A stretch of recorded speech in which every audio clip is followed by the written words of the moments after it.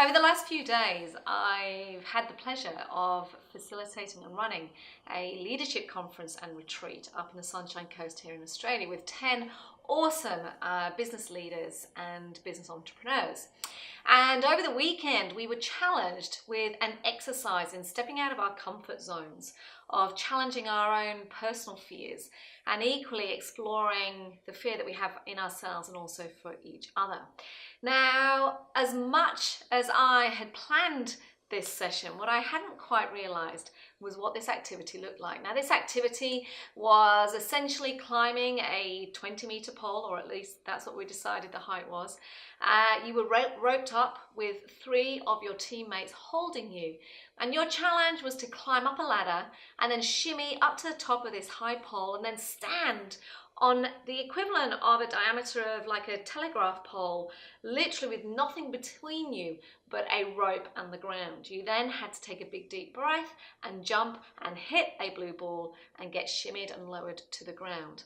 Now, I get that many of you have attended programs like this. Many of you may have even done this exercise. But what it got me thinking about was leadership in this 21st century world of business, in a world where we seem to be running around like crazy things, busy doing stuff, but not actually being and thinking about stuff. So the 3 key learnings for me on the back of this exercise were, first of all, the leader really has to go first. The leader has to take the lead. The leader has to go forward as an example. So it was my program, it was my event, but I was equally put in charge of a small team, and I was first up. And because I had no idea about this exercise, I was pretty scared.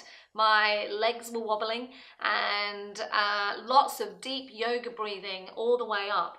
And then even the length of time it took me to stand on the top was pretty phenomenal before I let go. But the sheer aspect of going first provided the momentum for the majority of the other participants on the program to step forward. The second thing that I learned is really the power of vulnerability, the opportunity that exists when you actually share your own fears. And I wonder whether as leaders we are doing this enough. You see, I shared my fear, I shared my nerves.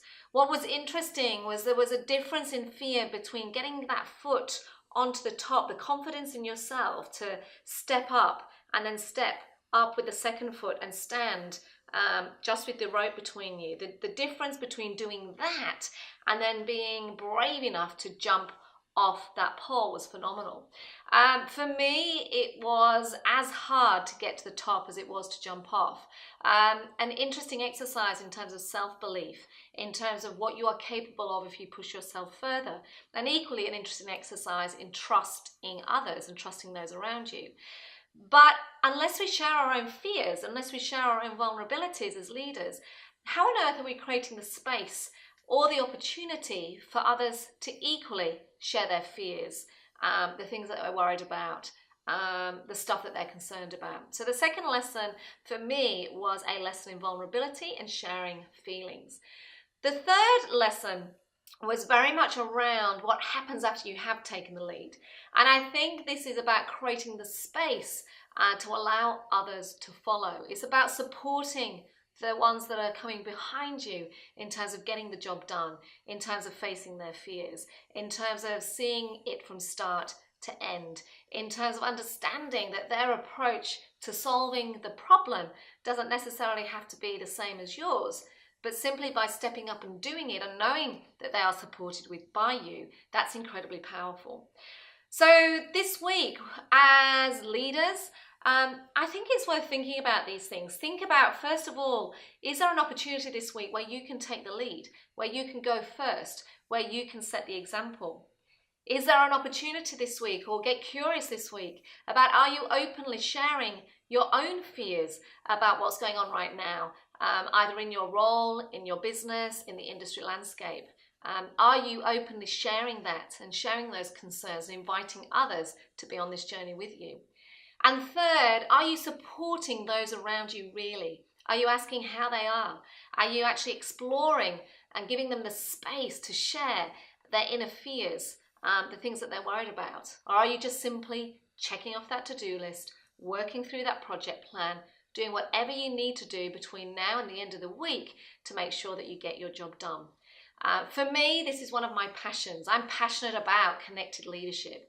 I'm passionate about building leaders that are connected to themselves and also to others, because only in that way can we build high-performing leaders and high-performing teams.